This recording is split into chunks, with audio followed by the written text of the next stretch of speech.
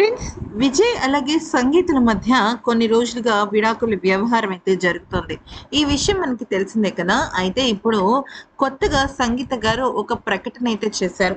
అయితే ఆ ప్రకటన చాలా పెద్ద శుభవార్త. ముఖ్యంగా విజయ్ రాజకీయానికి అలాగే ఆయన ఫ్యామిలీకి సంబంధించిన దానికి చాలా అంటే చాలా పెద్ద శుభవార్త.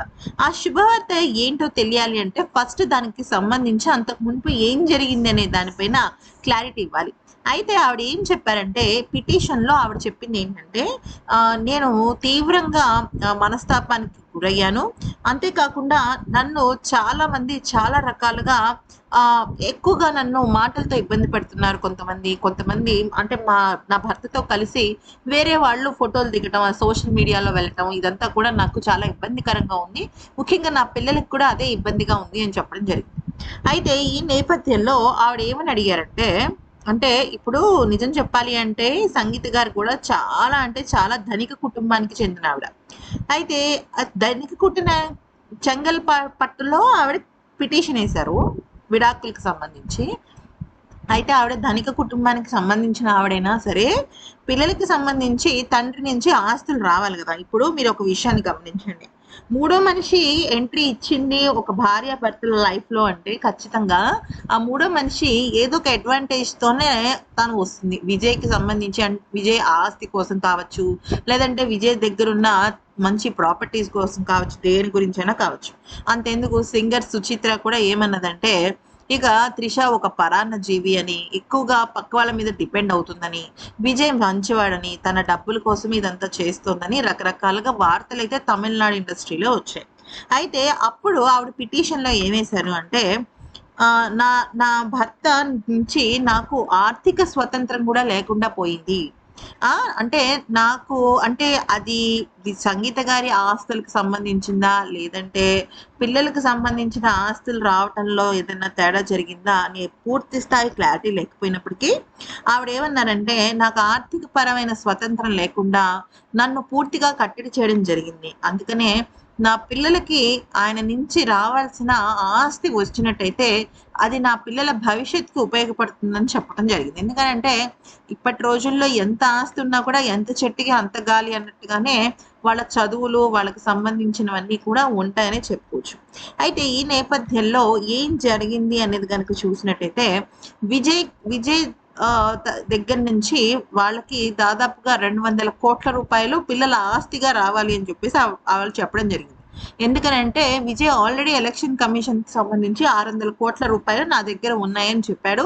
దీనిలో భార్య దగ్గర నుంచి తీసుకున్న కొంత అప్పు, నేను కొంత భార్యకి ఇచ్చిన అప్పు, పిల్లలు ఇలాగా దానికి సంబంధించిన లెక్కలన్నీ ఉన్నాయి.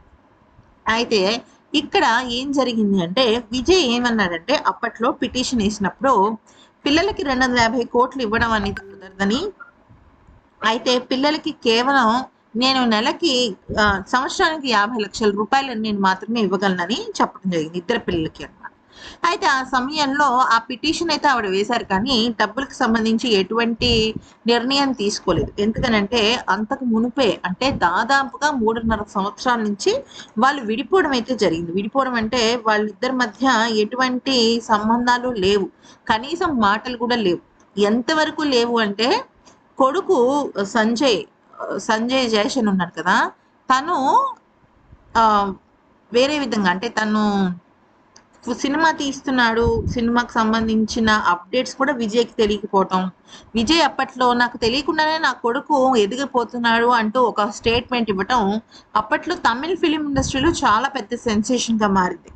తెలుగులో కూడా వస్తున్నప్పటికీ కూడా అంత వైరల్ అవ్వలేదు. అయితే ఇప్పుడు ఈవిడ చెప్పిన శుభవార్త ఏంటి అంటే పిటిషన్కి సంబంధించి అంటే పిటిషన్ ఇంకా పూర్తిగా విత్డ్రా అవ్వలేదు, కానీ పిటిషన్కి సంబంధించి ఆవిడ ఏం రాశారంటే విజయ్ ఇచ్చిన విల్లుని అటాచ్ చేస్తూ నా భర్త నుంచి నాకు విడాకులు కావాలి అని చెప్పి నేను కొంతకాలం కిందట పిటిషన్ వేశాను. ఆ పిటిషన్లో భాగంగానే నేను నా పిల్లలకి సంబంధించిన ఆస్తులు, వాళ్ళ భవిష్యత్తుకి సంబంధించిన భరోసా కోసం నేను కొంత డబ్బుని వాళ్ళ తండ్రిగా బాధ్యత తీసుకోమని చెప్పాను. కానీ ఇప్పుడు ఆ అవసరం లేదు. ఎందుకనంటే ఆ పిటిషనే త్వరలో రద్దు అవ్వబోతోంది. పూర్తిగా దాని మీద నేను నిర్ణయం తీసుకోలేదు, కానీ దానికి సంబంధించిన విషయాలపైనే ఇప్పుడు పూర్తి స్థాయి చర్చ జరుగుతుంది. అయితే ఒక పెళ్లి ఎలా జరుగుతుందో, ఒక భార్యాభర్తలు తండ్రిగా, తల్లిగా ఎలా మారతారో, వాళ్ళిద్దరి మధ్య దూరం కూడా అలాగే పెరిగినప్పుడు, ఆ దూరం పోయి దగ్గరవ్వాలన్నా కూడా అంతే సమయం పడుతుంది. అయితే నేను ఇప్పటికిప్పుడే ఈ పిటిషన్ రద్దయిపోయింది అని చెప్పలేను.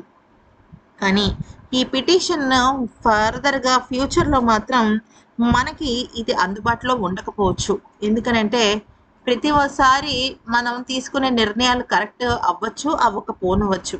బహుశా నేనే అపార్థం చేసుకున్నానేమో! కొన్ని కొన్ని సందర్భాలలో అపార్థాలకి ఎక్కువగా అవకాశం ఉంటూ ఉంటుంది. అదే నా విషయంలో జరిగిందేమో! అయితే కేవలం నా ఒక్క విషయంలోనూ జరిగిందంటే మాత్రం నేను యాక్సెప్ట్ చేయను. అవతల నుంచి కూడా అదే జరిగి ఉండుండొచ్చు. ఎవరికైనా సెకండ్ ఛాన్స్ రావాలి కాబట్టే పిల్లల విషయంలో నేను ఆ నిర్ణయం తీసుకోవట్లేదు. పిల్లలు విజయ్ రక్తం. ఆయన వారసత్వం. ఆయనతో ఉండాలా, మాతో ఉండాలా అనే విషయం పూర్తిగా పిల్లల ఇష్టం. ఎందుకంటే పిల్లలు పెద్దవాళ్ళయ్యారు. వాళ్ళ సొంతగా వాళ్ళ కెరియర్‌ని బిల్డప్ చేసుకోవాలి. కానీ ఇక్కడ తన తండ్రి దగ్గర నుంచి వాళ్ళకి కేవలం డబ్బు మాత్రమే కాదు వారసత్వంగా వచ్చేది. ఆయన ప్రేమ, ఆప్యాయత, ఆయనకు సంబంధించిన బాధ్యతలు కూడా ఖచ్చితంగా వస్తాయి. వచ్చి తీరుతాయి. అందుకనే నేను ఆ దిశగానే ఇప్పుడు నా పిల్లల గురించి ఆలోచిస్తున్నాను. అయితే నా విషయంలో మేబీ ఆయన కొద్దిగా నిర్లక్ష్యం చేసి ఉండొచ్చు. పిల్లల విషయంలో కూడా ఆ బాధను పిల్లలు అనుభవించారు. కానీ కొన్ని పరిస్థితుల్లో మనం అర్థం చేసుకోవాలి.